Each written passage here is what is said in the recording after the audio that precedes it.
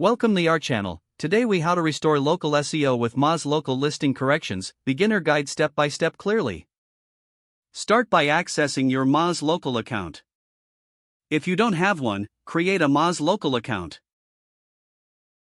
Once you're logged in, navigate to the dashboard. Look for the section labeled Listings. Click on it to view your current business listings. Identify any errors or inconsistencies in your listings. Pay attention to the business name, address, phone number, and website URL. Make note of any discrepancies with what is shown on your website. For corrections, select a listing that requires updates. Click on the Edit button next to that listing. Update the necessary fields with accurate information. Ensure consistency with what is presented across all platforms and directories. Once your edits are complete, review them for accuracy. After verification, click the Save button to submit your changes. Next, monitor the listing status for any updates. Moz Local will propagate the changes to various directories.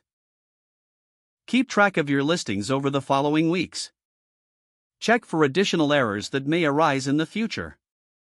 Regularly updating your listings helps maintain local SEO health. Finally, consider utilizing Moz Local's reporting features. These can help you track performance and discover areas for improvement. If the page does not load, refresh the browser or try again in a private or incognito window. Make sure you are using the correct email address, then retype it carefully to avoid small typos. If your password is not accepted, use the reset option and create a new strong password you can remember. Check your spam folder for verification or security emails, then complete any requested confirmation step. Enable two-factor authentication if available to improve account security and reduce unauthorized access risk. After signing in, review your profile details so your contact information and settings are accurate and current. If you see an error message, note it down and try again after restarting your device and internet connection.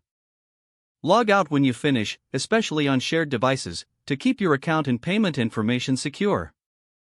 Don't forget to like this video and subscribe to our channel for more step-by-step tech guides.